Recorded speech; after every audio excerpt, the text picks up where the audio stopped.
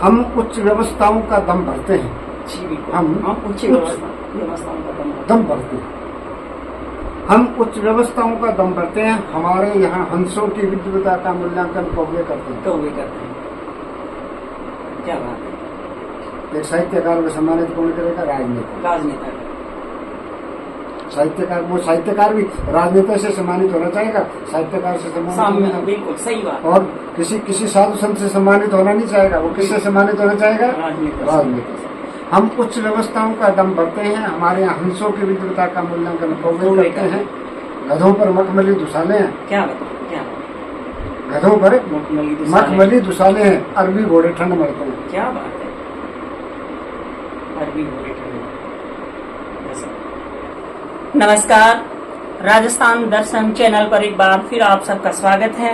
और आज हम आए हैं राजस्थान के जयपुर ग्रामीण जिले के कस्बे शाहपुरा में, और आज हम आपकी मुलाकात कराने जा रहे हैं महान व्यक्तित्व के धनी, साहित्य प्रेमी और पत्रकारिता के धनी श्री राम स्वरूप जी रावत सरे। और आपको सर हमारा सादर नमस्कार। आपको भी और आपके दर्शकों को भी बहुत बहुत धन्यवाद, नमस्कार, प्रणाम। सर, सबसे पहले हमारा आपसे एक सवाल है कि आपका साहित्य के प्रति सबसे पहला प्रेम आपको कहाँ से जागा, और आपका जो एक प्रेम है, अटूट प्रेम, और काफी आप सेवाएं दे रहे हैं, तो सबसे पहले आपकी लगन कहाँ से? देखिए, मेरा बचपन जो था वो बहुत ही गरीब परिवार से संबंध है उसका। उस समय इतनी घरों में मतलब कि आर्थिक स्थिति कमजोर थी, पठन पाठन सामग्री होती नहीं थी। लेकिन जब बड़े दूसरे लोगों को मैं देखता था, उनके हाथों में बड़ी बड़ी किताबें, बड़े बड़े नावल, बड़ी बड़ी पत्रिकाएं देखता था, तो मेरे मन में बड़ी उत्सुकता पैदा होती थी कि क्यों न कभी मुझे भी ऐसे इन पत्रिकाओं को, बड़ी बड़ी किताबों को पढ़ने का मौका मिलेगा। अब परिवार, जब मैं, आप ये देखिएगा, जब ग्रेजुएशन मैंने जब ग्रेजुएशन की, उस समय तक भी ऐसी स्थिति नहीं थी कि हम 100, 200, 500 की किताबें खरीद करके पढ़ने की सोची। तो साहित्य की सबसे पहली प्रति आपकी कौन सी और कब, किस समय निकाली गई?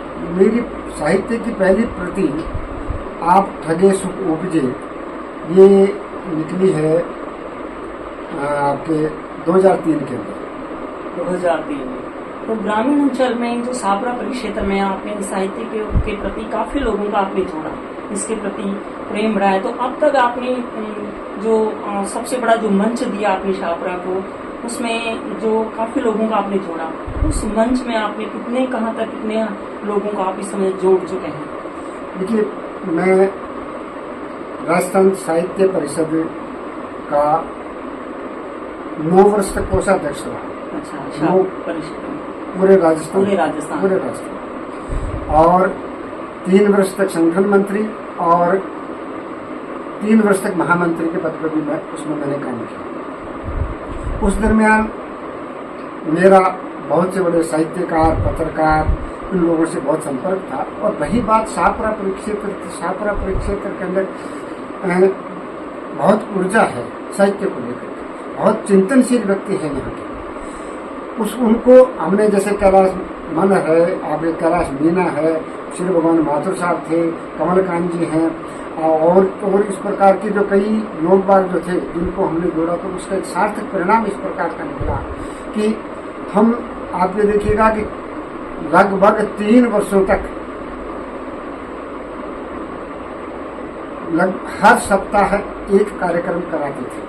हर सप्ताह 14 सितंबर से लेकर के ये साप्ताहिक, 14 सितंबर से हर वर्ष 14 सितंबर को लेकर सप्ताह भर का कार्यक्रम कॉलेजों में और स्कूलों में कराया करते थे। बच्चों को मतलब कि साहित्य के प्रति जागरूक करने की दृष्टि से।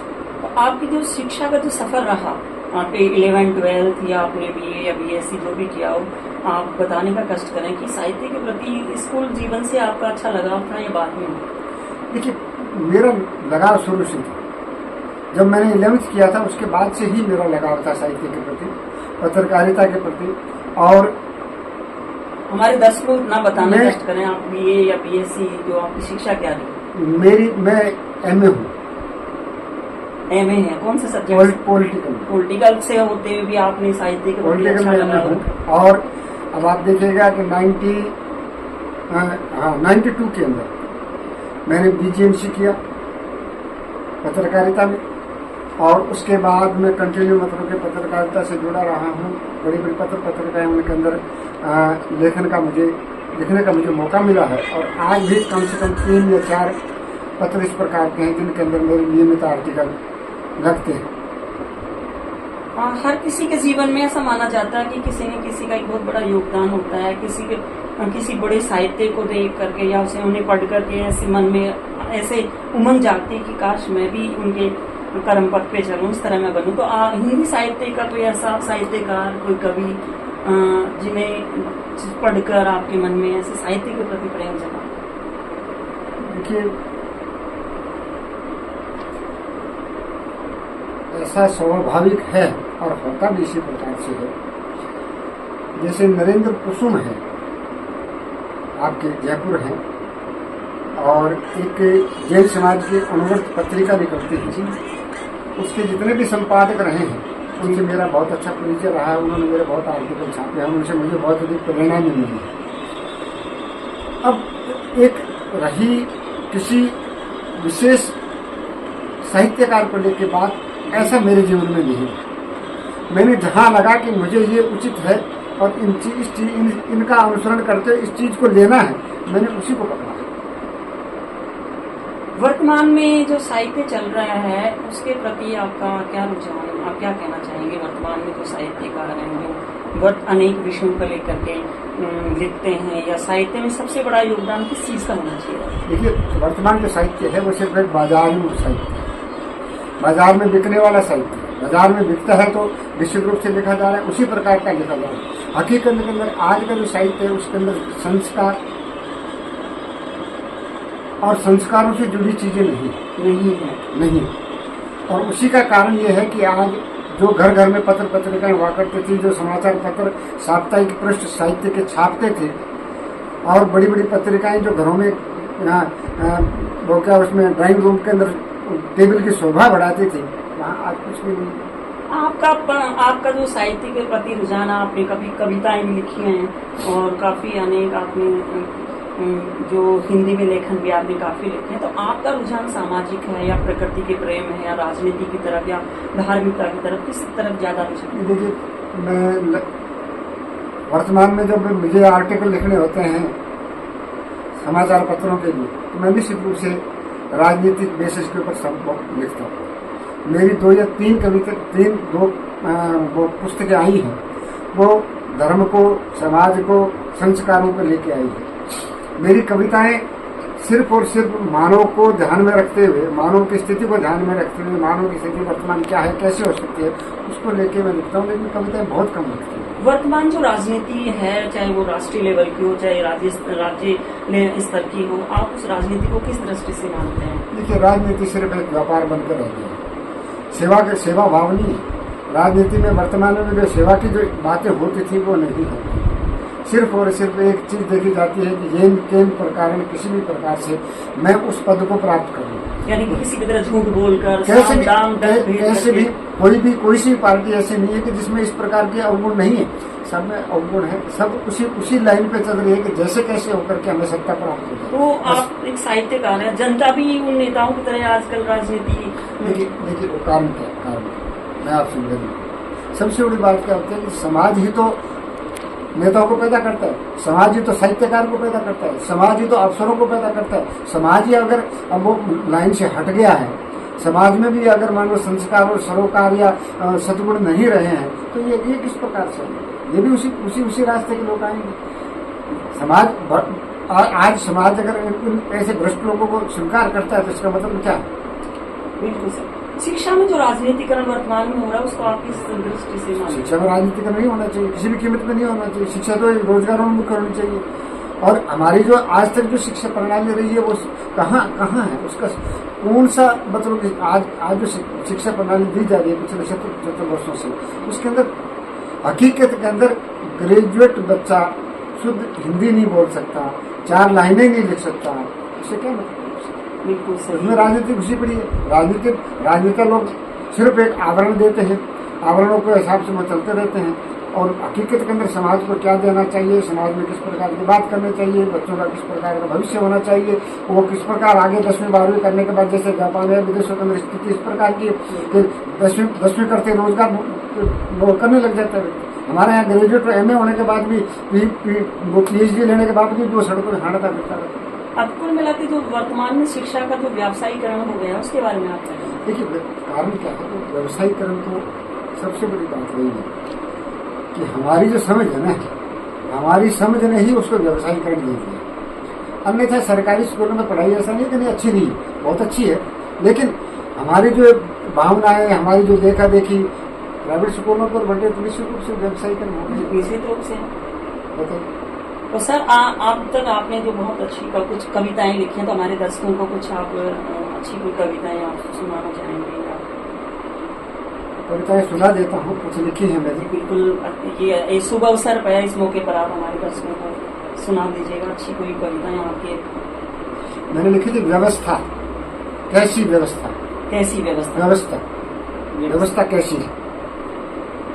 हम उच्च व्यवस्थाओं का दम भरते हैं। जी बिल्कुल। हम उच्च व्यवस्थाओं का दम भरते हैं। हम उच्च व्यवस्थाओं का दम भरते हैं। हमारे यहाँ हंसों की विद्वता का मूल्यांकन कौवे करते हैं। क्या बात है। एक साहित्यकार को सम्मानित कौन करेगा? राजनेता। साहित्यकार, वो साहित्यकार भी राजनेता से सम्मानित होना चाहेगा, साहित्यकार से सम्मानित। बिल्कुल सही बात। और किसी साधु संत से सम्मानित होना नहीं चाहेगा, वो किससे सम्मानित होना चाहेगा? राजनेता से। हम उच्च व्यवस्थाओं का दम भरते हैं। हमारे यहाँ हंसों की विद्वता का मूल्यांकन कौवे करते हैं। गधों पर मखमली दुसाले हैं। क्या गधों पर मखमली दुसाले हैं। अरबी घोड़े ठंड मरते हैं। क्या बात है। अरबी घोड़े ठंड। एक है बच्चों के आजकल की जो स्थिति, भावहीन चेहरा।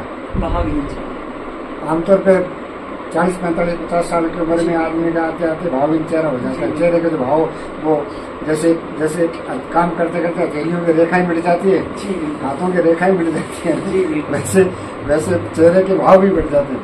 भावहीन चेहरा। बच्चों के सुख की खातिर तनाव सहते सहते। क्या बात? बच्चों के सुख की खातिर तनाव सहते सहते आदमी का चेहरा भावहीन हो जाता है। आदमी का चेहरा भावहीन हो जाता है। वही बच्चे बड़े होने पर माँ बाप को हर बात में टोकते हुए कहते हैं, वही बच्चे माँ बाप को हर बात में टोकते हुए कहते हैं, आपको इतना गुस्सा कैसे आता है? आपको इतना गुस्सा क्यों आता है? जबकि बेचारे का चेहरा ऐसा हो गया। क्या बिल्कुल तनाव सहते से। और सुनो जी, और सुनाइए आप अच्छी कविताएं आपकी। ज्ञान का बोझ। क्या ज्ञान का बोझ? ज्ञान का बोझ। मैं नींद में नहीं था। तथा कथित ज्ञान के बोझ से बंद थी मेरी आंखें। ज्ञान के बोझ से बंद थी मेरी आंखें। गुरूर चढ़ जाता है ना, जैसे किसी के जमाने का चढ़ता है, किसी के नशे का चढ़ता है, किसी के धन संपत्ति का भी चढ़ता है, ऐसे ज्ञान का वो भी एक गुरूर चढ़ता है। मैं नींद में नहीं था तथा कथित ज्ञान के बोझ से बंद थी मेरी आंखें। ये तब खुली जब आंखें बंद करने का समय। एक है सिलसिला कहाँ खत्म होता है? सिलसिला कहाँ खत्म होता है? जीवन का, मरण का। सिलसिला कहाँ खत्म होता है? जीवन का, मरण का, भूख और भरण का। भूख और उसको भरण का। सिलसिला कहाँ खत्म होता है? जीवन का, मरण का, भूख और भरण का, विस्तार और क्षरण का। विस्तार और क्षरण का सिलसिला अनवरत है। सिलसिला अनवरत है जो हर पल हर क्षण चलता रहता है। वर्तमान में जो नारी जीवन है उसके बारे में आप क्या कहना चाहेंगे? बहुत सारे साहित्यकार थे कि अगला जीवन हाय तेरी यही कहानी आंचल में दूर आंखों में कहानी। मुझे मेरा ऐसा मानना है कि वो समय गुजर चुका जो उन साहित्यकारों ने देखा था उन साहित्यकारों ने। वर्तमान में अलग परिप्रेक्ष्य है, अलग सोच है, अलग अलग वो नारी नहीं रही। नारी जब कहा जाता था कि आंखों में क्या, आंखों में है पानी, अब ला जीवन आई तेरी यही कहानी, आंचल में है दूध और आंख में है पानी। अब वो चीज नहीं, बदल चुकी। अब आने वाले समय के अंदर और भी बदल जाए। उसमें होता क्या है, देखिए नदी जब बहती है अपने पृष्ठ किनारों के बीच में जब रहती है तो निश्चित रूप से समुद्र को पा जाती है, और जब वो किनारों को तोड़ के बहती है तो नदी बिखरती भी है, और उसका जो वेग है वो उन्हीं झाड़ झक्कड़ों में, रेगिस्तान में सिमट के रह जाता है। यही कहानी।